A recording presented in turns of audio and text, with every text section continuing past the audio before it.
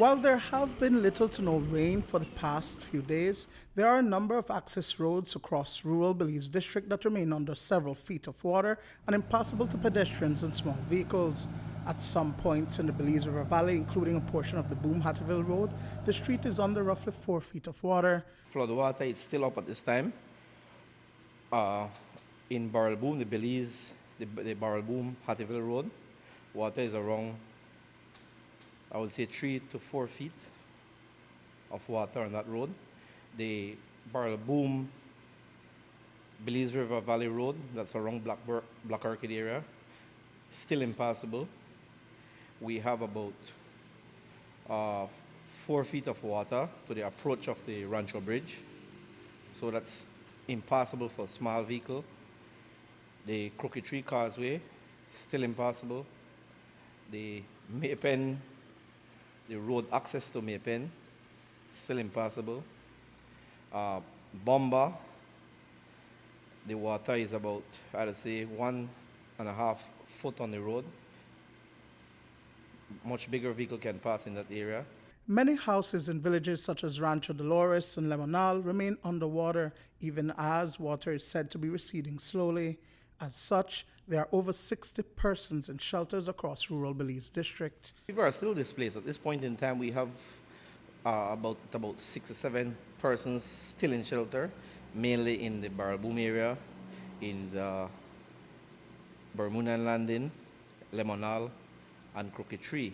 Yeah, because water are still, some areas are still flooding, but as I say, the good news is that water is receding. So what we're highly concentrated on is providing that immediate relief supplies for families who have been, especially those who have been displaced or have been affected the most.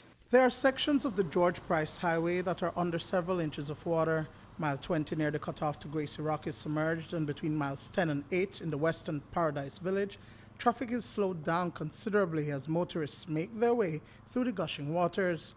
A number of fishers are diving in the flood zone for tilapia and on site scrape and sell their catch. The savanna in the area has been overflowing for some weeks now, and it is a glimpse of the disaster residents are facing in the Western Pines and Sunset areas of the village.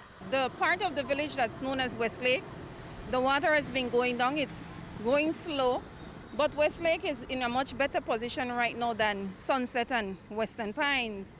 The main entrance to Sunset is waist deep for me. So there's only one entrance to Sunset and Western Pines if you stay on the highway. The new highway gives us another entrance into the back of Western Pines, but even Western Pines residents are seeing 2 to 3 feet of water in their yards. There are some houses that are, a lot of bungalow houses up here, so some houses, their beds are wet.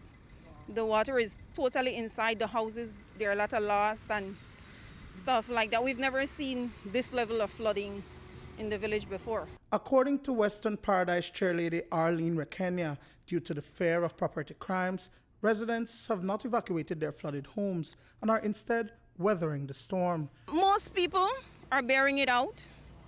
Don't want to leave your houses, afraid of what might happen, of thieves and so forth. Most people are going through it.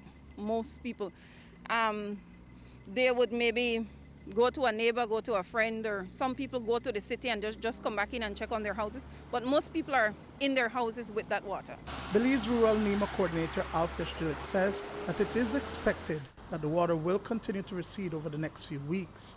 We'll start to see the water receding. So that's taking place at the time now. So I would say sometime later this week, we should see the water continue to recede to the extent where family can go back to their homes, with the exception of Crooked Tree and Maypen, which will stay much longer